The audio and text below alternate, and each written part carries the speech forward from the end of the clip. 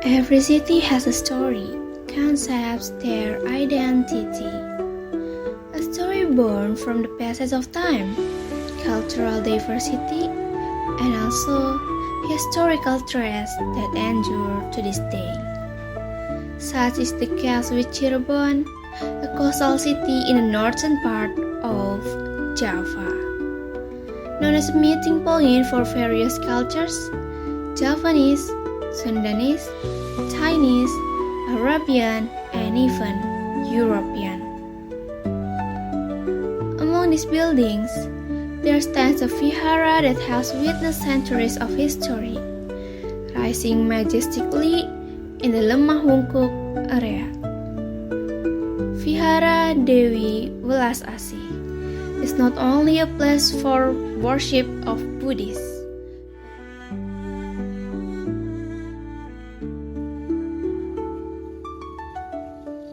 Assalamualaikum warahmatullahi wabarakatuh. Hello everyone, I'm from Group 1 and we want to explore Vihara Dewi Welas Asih. So let's follow us.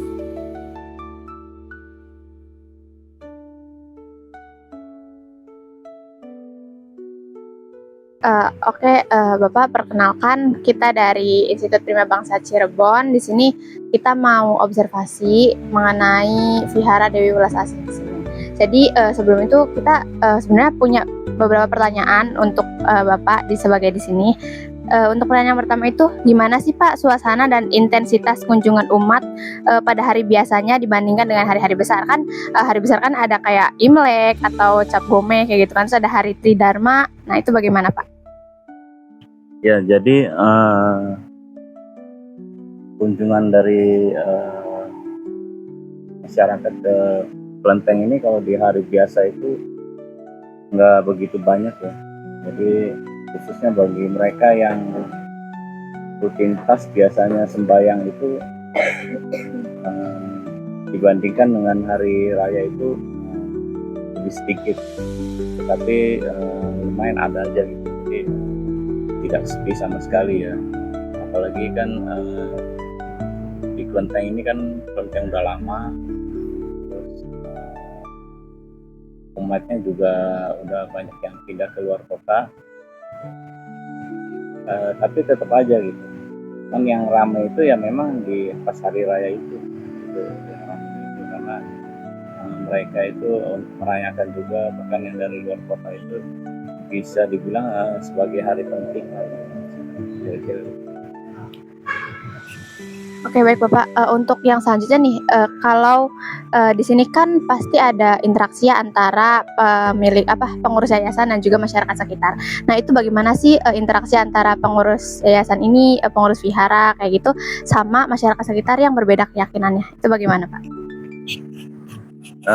Interaksinya ya kita karena kontennya di sini mayoritas ya, di sini kan berbeda agama, tapi ya kita tetap menjaga kerukunan, toleransi tanpa membedakan agama. Jadi kita tetap menjaga kerukunan dan keharmonisan dan saling membantu. Jadi ya tidak membedakan dari agama itu sendiri. Jadi fungsinya sebagai masyarakat yang saling membantu aja. Welcome to the front area of the temple. In this main building, there are a total of 19 altars dedicated to different gods. The first altar here is dedicated to Tiankong, the sky god. Right in the center, you can see the biggest altar, which belongs to Dewi Kuan Yin, the goddess of mercy and love. Moving to the left side, we have the altar of the sea goddess. Since Cirebon is near the coast, local fishermen always come here to pray for safety before going to the sea. Next is the earth god, worshipped for prosperity and god fortune. Right beside it is the judgment god, who records all human good and bad deeds. Lastly, these are the three sky gods who control nature, like the wind and rain. In the past, They were very wise emperors before being designated as a god. One right is Guan Kong, the god of war. He is highly respected as a symbol of justice and honesty, who always protects the weak. Moving to the next section, we can see the beautifully illustrated path of Buddhism, showcasing the life and teachings of the Buddha. His teachings guide humans to practice four core values: giving charity, performing good deeds, practicing meditation, and developing inner wisdom. The Buddha attained enlightenment at 35 and took continuously for 45 years. Today, all his sacred teachings are preserved in the holy book Tripitaka.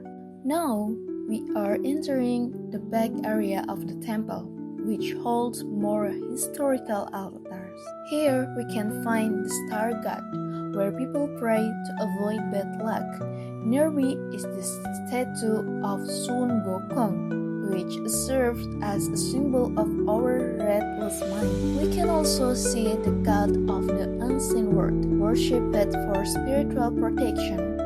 Right next to it is the altar for Chinese ancestors, who are highly respected for their god leadership. At the final stop, there is the main altar of Taoism, dedicated to the great teacher Taisang Laojun. In this tradition, the higher the god's virtues, the bigger their body shine. To close the prayers, devotees usually burn prayers papers as a way to send their final wishes to the gods.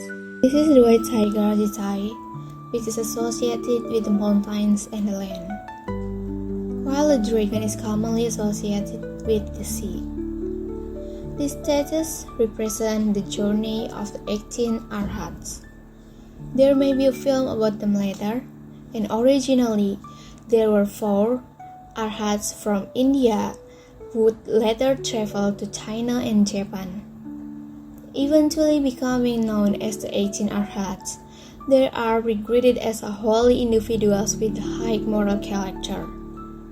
Although they come from different countries, who have attained a high level of spiritual purity, no longer distinguish between national, race, and also status. And in their view, everyone is equal. The large statue at the front is Dewi Kwan Im, who is considered the main deity of this temple. In fact, this statue serves only as a medium for teaching morality, because without such symbols, people might be confused about whom they should be honored. Respecting this figure is believed to help guide people toward the right path. Vihara Dewi Welas Asih continues to stand gracefully to the changing tides of time, preserving centers of prayers, traditions, and memories within its sacred walls. To this day, it remains a living sanctuary for the Buddhist community in Cirebon, welcoming worshippers and visitors alike during Lunar New Year, Cap Gome, and other sacred celebrations. More than a place of worship, Vihara Dewi Welas Asih is a timeless symbol of harmony, cultural heritage, and coexistence. Within its walls, the echo of history blend with the spirits of tolerance and mutual respect, reminding us that diversity is not something that separates us, but a precious legacy to be cherished, protected, and passed on to future generations.